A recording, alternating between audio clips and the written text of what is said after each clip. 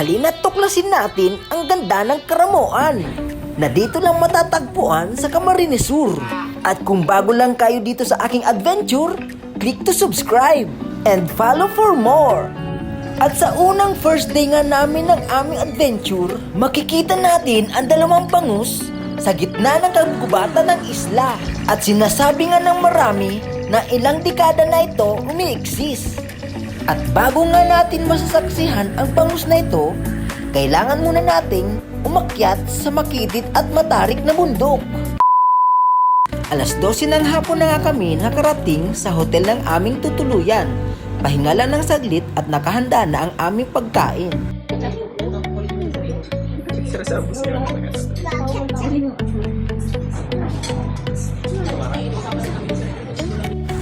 At pagkatapos nga namin kumain, pumunta na agad kami sa bangka at magsisimula na ang island hopping.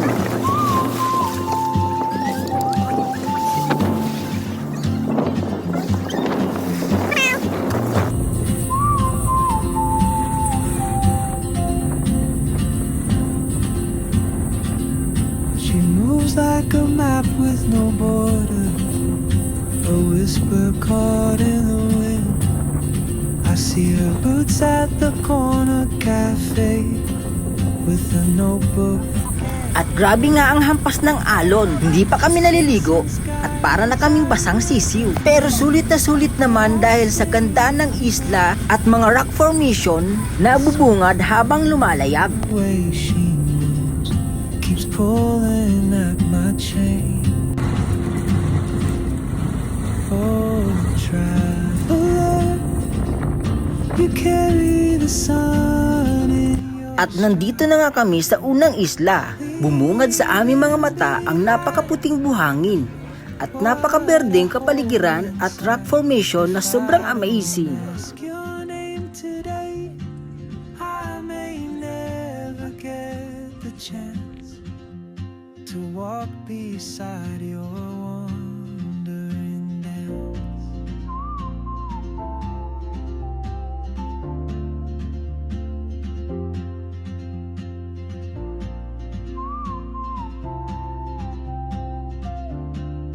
Agad nga kaming bumaba at naligo lang kami ng saglit at nagpicture-picture para makonsume namin ang 30 minutes sa islang ito.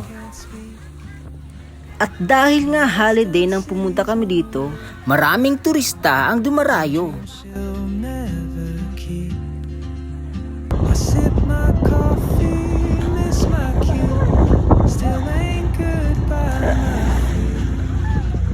But time rolls on like a...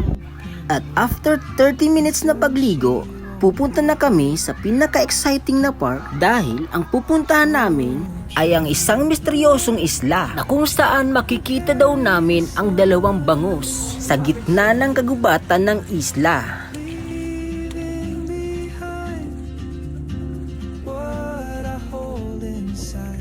If I don't ask your name today, I may... At eto na nga, habang nag-e-enjoy ang aking anak sa pagligo, ako at ang aking bayaw ay pumunta agad doon sa sinasabing misteryosong lawa sa gitna ng isla. In Madrid or on some quiet mountain ridge, I'll see you turn and I'll be brave. But what if courage comes to... At eto na nga kami nakapila upang umakyat sa mataas, matarik at makitid na mga bato. One, two, three. My baby don't mess around because she loves me so, and this I know for sure. But does she really wanna? But can't stand to see me walk out the door. Don't try to fight the feeling, 'cause the thought alone is killing me right now. Thank God for mom and dad for sticking together, 'cause we don't know how.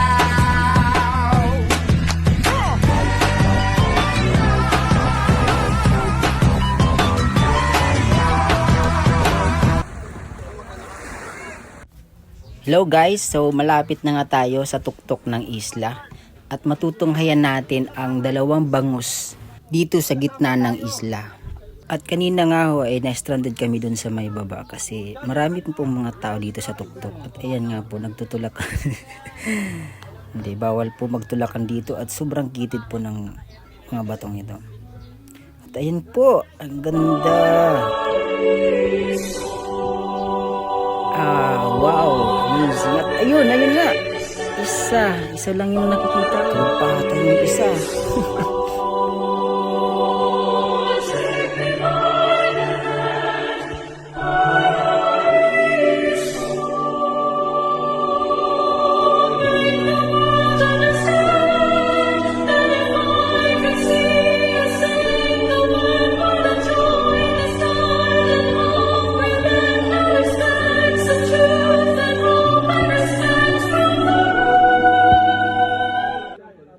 Wow, at ayan na nga guys, yung dalawang bangus. Kakapagtaka lang kasi hindi sila daw marami. So baka siguro pareho sila ng kasarian. Ang sabi dito sa amin ng tour guide, mahigit 2 dekada na daw ito may exist. So grabe. Tapos ganyan na sila kalaki. So guys, hanggang dito lang muna ang ating video. At kung nakaabot ka hanggang dulo, maraming salamat at God bless sa inyong lahat. And see you to the next video. Afraid of fate if I don't take that step today.